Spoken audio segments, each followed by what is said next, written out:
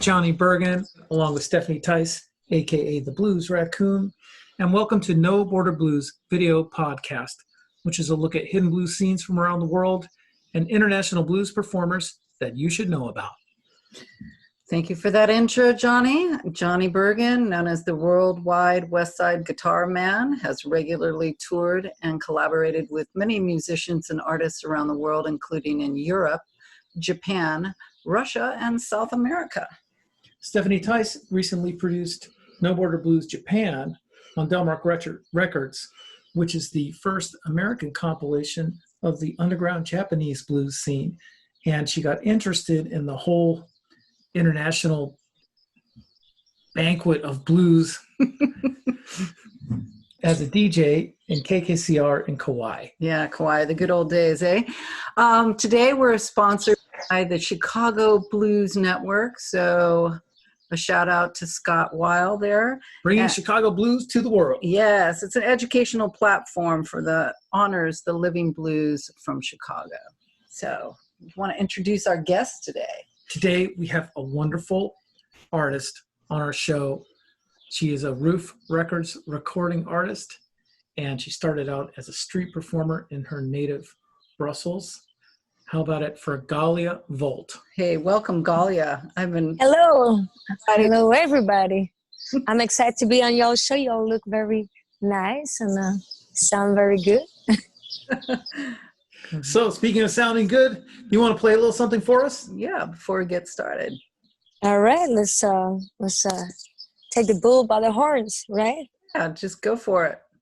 All right, I might play a brand new song here that I just recorded on my last records that will be out in January. So it's brand new to the public, the audience. And this one is called I'm a Last Minute Packer. Might be something. This is just like me. Yeah, it's just like you, maybe. It's just really like, if you get to know me, I'm not the kind of person that would start packing the day before, easily, nice, and take my time. I'll just pack in a hurry under the gun the next day, 15 minutes before we gotta get together in the van. So, let's see. All right.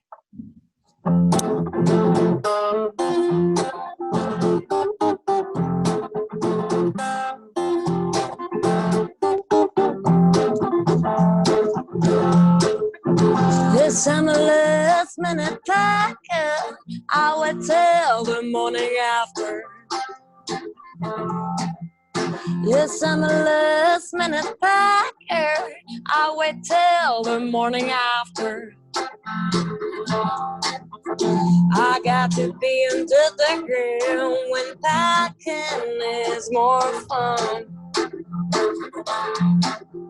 When I arise, I like a clear head, spreading my stuff all over the bed. When I arise, I like a clear head, spreading my stuff all over the bed. I like to be under the ground when packing is more fun. Yeah, and it's packing, I'm packing,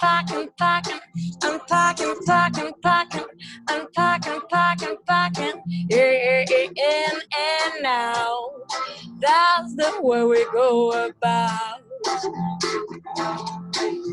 So many days, so many roads, so much to unload. So many days, so many roads, so much to unload. I like to be under the ground when packing is more fun. And it's another hotel room, a one night stay, whopping boom. And it's another hotel room, a one night stay, whopping boom. I like to be under the ground when packing is more fun. Yeah, pressure gives me pleasure. I said pressure gives me pleasure. I like to be under the ground when packing is more fun. And then packing, packing, unpacking, packing, packing, unpacking, packing, packing, unpacking, packing, packing. That's the thing. I like to be under the ground. Packing is more fun.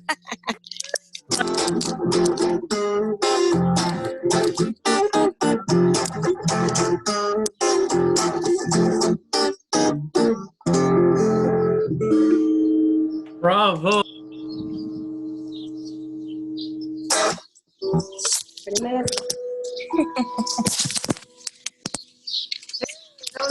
Ghalia? That All right, now I can hear everybody. was a really fun song. That is fun. I love your rock and roll approach and her lyrics like, you know, if the pressure gives me pleasure and stuff. I mean, you've got Well, with very clever lyrics. I think you're raising the bar in that area. So yeah, you got me. It's just not just about packing and unpacking your suitcase on tour. Yeah, you know, I like to do that. I always have a couple meanings in my songs, and this one is the fun one. Well, I'd like to ask you a few questions about being from Belgium and, you know, speaking multiple languages there. Do you always write in English or do you ever write in your native tongue? And what has it been like to be a female guitar artist here in the United States doing the blues? I don't really write in French. I sometimes at the very beginning, you know, I would just have ideas in French and then translate, but it's just wrong. It doesn't work because, you know, like all the synth, it's just so different, you know, like what you have like rhymes and like structure in French and it doesn't translate well. So I stopped doing that. But sometimes when I write things, I just put some words, you know, in French and ideas that I then will develop, you know, in English. So sometimes like, oh, if I don't know how to say something and I got to look it up later, then I will use some French. One question, the other one was like how to be a lady in the blues world. Here in America, coming over from Belgium. Well, I mean, I don't know. You know, I don't know. I just don't really ask myself that question. I just, you know, so I guess it's good since I'm doing pretty good. You know, I just want to go further. So, you know, one step at a time. I don't know about like being a girl or a man because I'm not a man, so I can compare. And then from Europe, where I guess, you know, people think it's cute to have a French accent. In my opinion, I do not like it. You know, if I hear like a French accent around here, no, I just run away. Aside if it's like nice, you know, Cajun, Acadian French, then I'm like, that's cool. Also, you know, it just makes me work twice harder to get my words fine and you know, understandable by everybody. You know, in studio, it takes me like twice or 3 times or 4 times longer. You know, or like in preparation, if I record, my last album was live, so, you know, there was no like, oh, you can double that line, you know. So it takes months of practicing those words and open your mouth and say the word right, because you know, I got lyrics and I want people to understand them. So why did you decide to come into New Orleans? I came to NOLA because, so, you know, I used to travel from the first travel I made, I was 21, and I wanted to travel from New Orleans to Chicago, which was, and visit all the big music towns that all the songs talk about, the songs that I listened to. So I did that, 3 months, I busked in the streets in Brussels for like 9 months, and then I came here for 3 months, and I went back to Europe. I busked for 6 months, and then came back here for 3 months, come back to Europe for 3 months, come back here so I just been back and forth, and you develop relations and friends and in the country. So I did some EP in St. Louis at Paul's, the Blue Lotus studio in St. Louis, but also I did a demo here in New Orleans with the band, the Mama's Boys, Johnny Master and the Mama's Boys. So, I used to have my band over there in Belgium called the Voodoo Casino. And we recorded a great album, very innocent, very innocent. I produced the records, and it was just, like a modern approach to rockabilly and blues and rock without being pure. It's just mixing all together. But then I came here and I recorded some songs. Actually, I recorded some songs here before I did that album with my Belgian band. And so when I came back to Europe, I introduced my Belgian album to Ruf Records. And, I wanted to be on the label. And, we listened to all the songs and, that's cool. Yeah, that's cool. He's like, I like you. I'm not a big fan of the band, unfortunately. And then later on, he made me play open for the Blues Caravan thing, like spontaneously.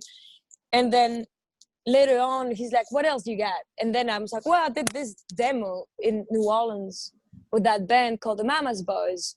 And he freaked out. He just loved it. He's like, what the fuck is that? It's amazing. Go back and make an album. It's like, why are you trying to imitate what you do in the United States here in Belgium? Why don't you just go over there?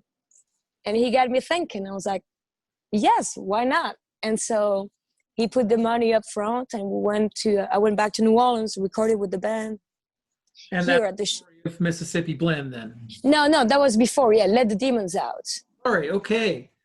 Yeah, and so that was Let the Demons Out in 2017 with the band called the Mama's Boys. And so we did that together, and then, it was more logical for me to live here around the band and travel with the band and travel to Europe with the band, but live, and then, some love stories too. Oh, yeah. Gotta have a story in there.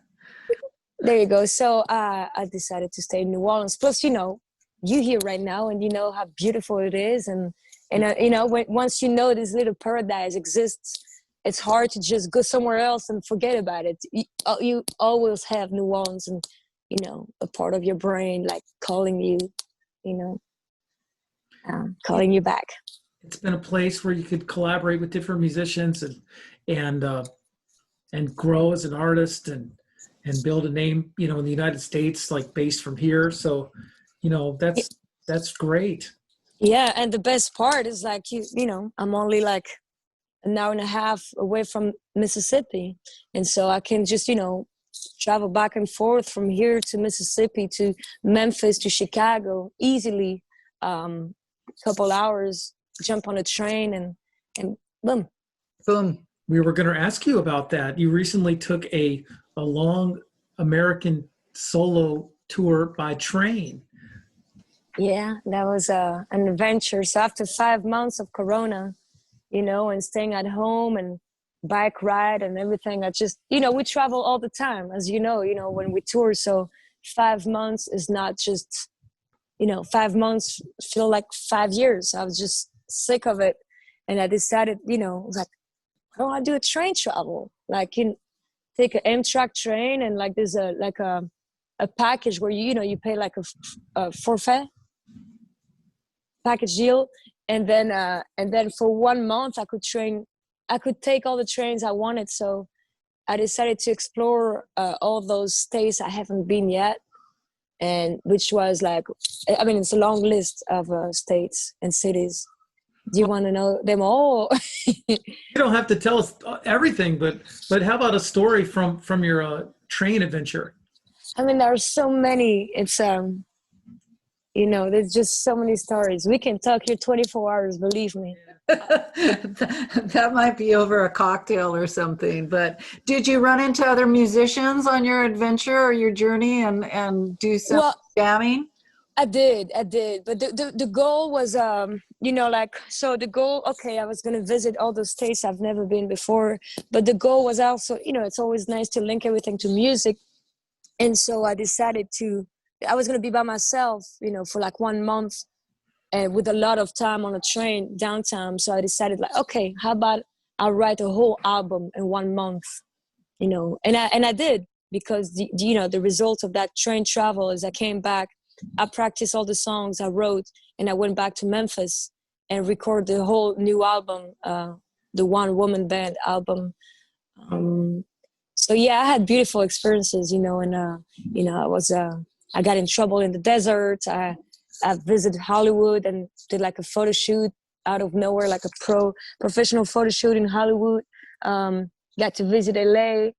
I went to Colorado and did a road trip with some girlfriends. Then I went to Chicago and I played with everybody up there. Then I went to Memphis, see some friends, and then I stayed in Mississippi for a couple of days and, you know, visited other friends in North Mississippi and in Jackson before coming back here. And so it's just like one adventure is leading to another one.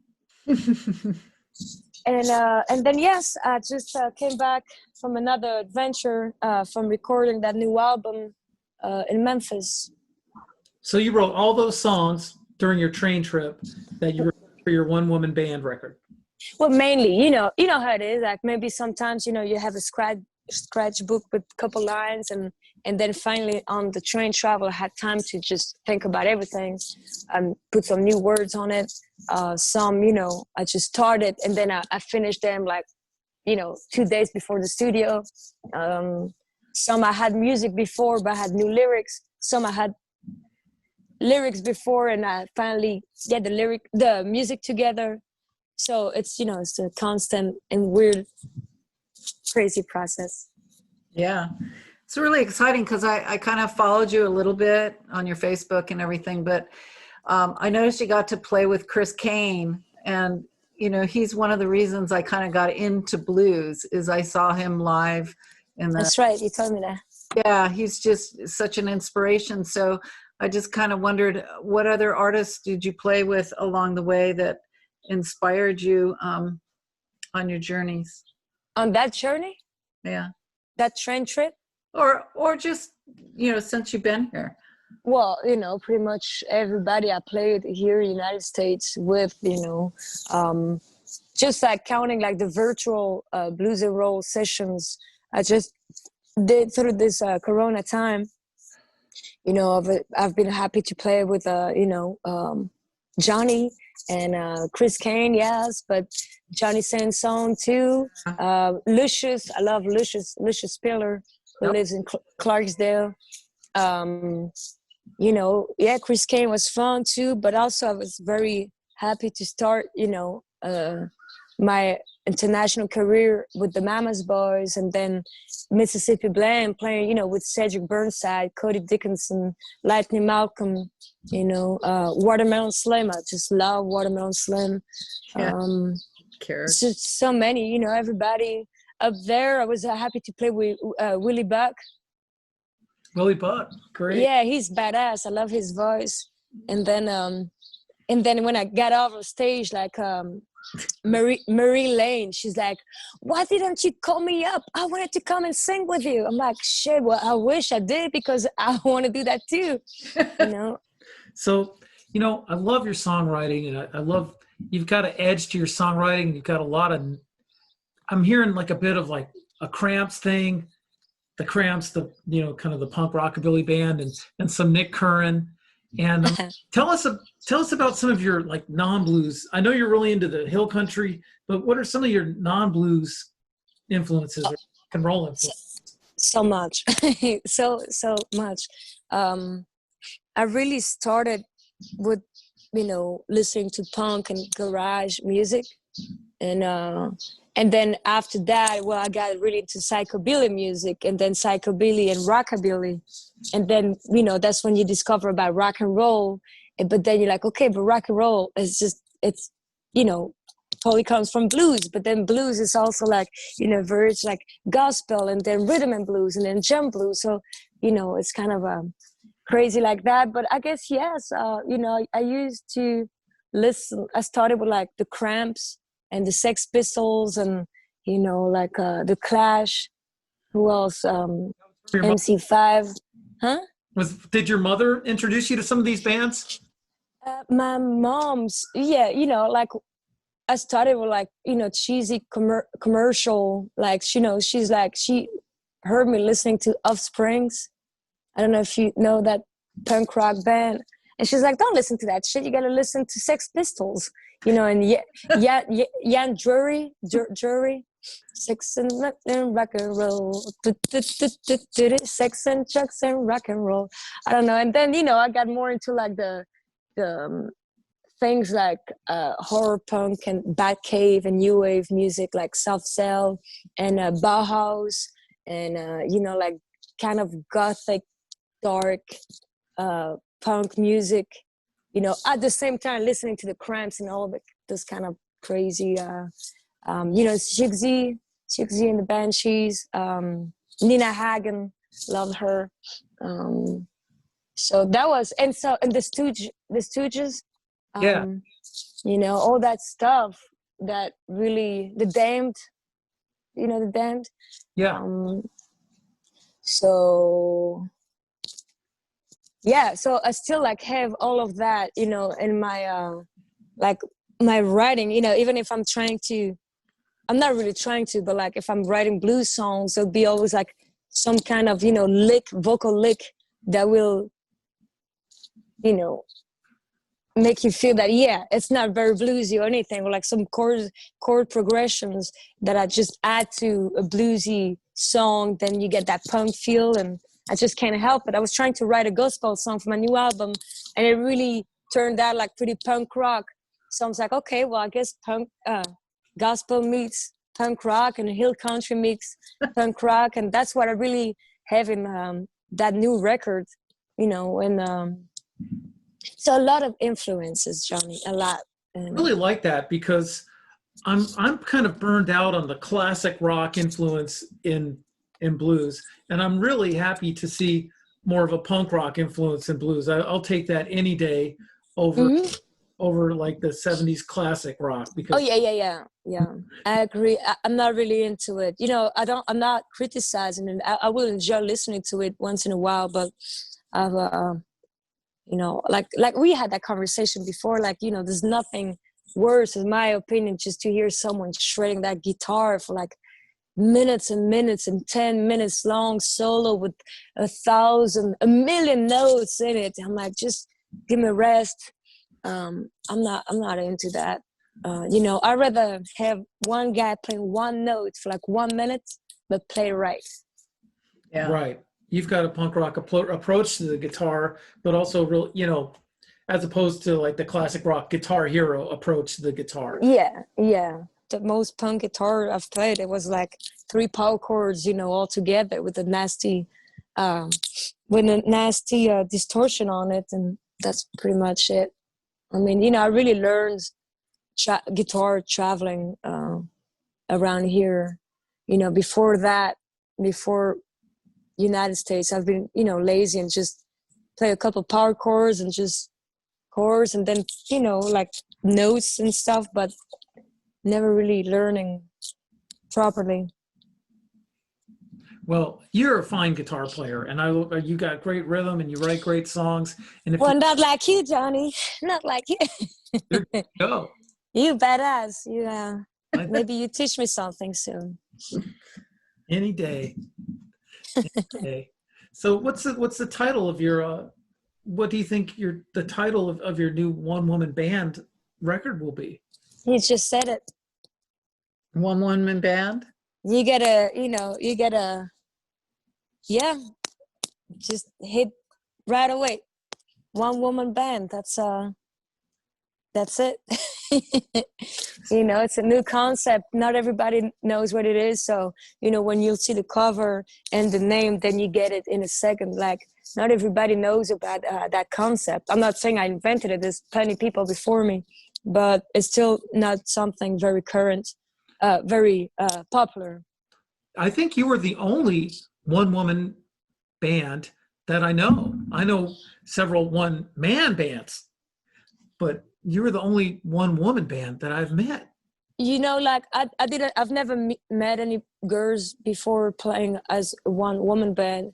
But since I decided to name the album like that, then I looked it up on YouTube, and I did find a couple girls doing it. But it's always a little more punk-ish, like heavy, you know, like a little, yeah, like, you know, I have punk influences, but I'm not playing punk at all, you know. You've got your own version of blues going on and your own mix, for sure. Yeah.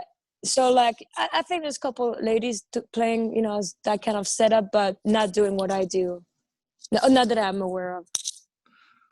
So will you be touring around the US or in Europe next year with the new album release, or? Well, Stephanie, anywhere I can, you know, like at this point, you can't be picky. You got to do everything you can. And so far, I'm going to leave to Europe in less than 3 weeks. And then I will start a European tour in January for the release of the new album. And also, like, if everything goes well, Ruf Records asked me to do the Blues Caravan. So I will be introducing my one-woman band in that project, and then singing a couple songs with the Blues Caravan too. So, and then keep going with my one-woman band tour until end of March. Then come back here, and you know, we'll see how it goes. You know, maybe it will still be like as a one-woman band. Maybe it'll be time to bring back the band. But I think so far I made a decision that with this circumstances, that one person band should be the way to go right now. And if not, well, you know, we find out that Lee, Dean, and Johnny is a pretty good team for a US tour, maybe. Yeah, that's exciting. Well, keep us abreast on that, and we'll be sure to put some websites as soon as you have any, you know, place that people can. Yeah, my website, all the dates should be on it. I gotta update it, but I will do that soon. Would you like to listen another tune? Yes, we'd love to hear another, Ghalia. Sure. Okay. Here's a new song from the new album too. That talks. It's another train rhythm song, also about traveling, and it's called "Reap What You Sow."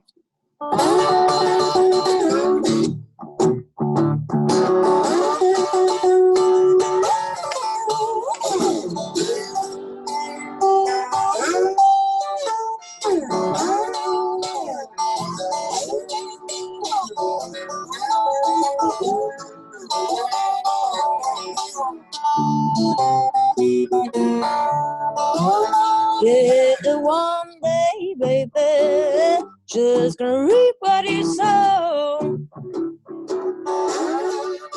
I said one day, baby, just gonna reap what you sow.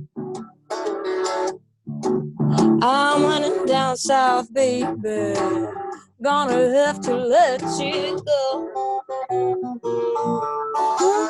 There is a chance we gotta take, and a decision we have to make. And if you don't wanna come with me, then here's the house key.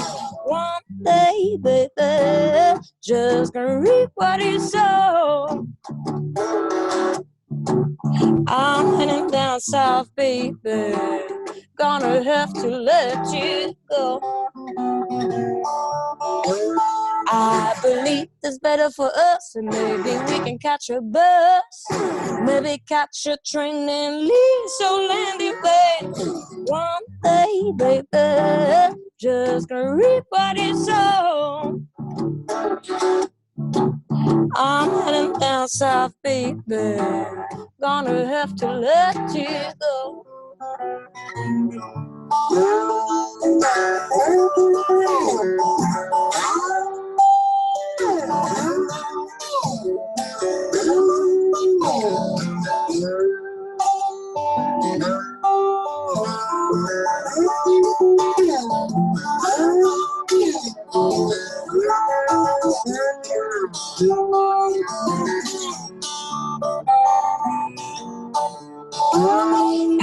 gonna leave. Ooh, I'm gonna leave. Yes, I'm leaving, baby. Hey, hey, I'm gonna leave. Yes, you can come with me. Regrets make no difference to me. But if you leave your rocking chair and your old smokestack, baby, I got your back and we can go anywhere. One day, baby, just gonna reap what he sow. I'm running down south, baby. I'm gonna have to let you go.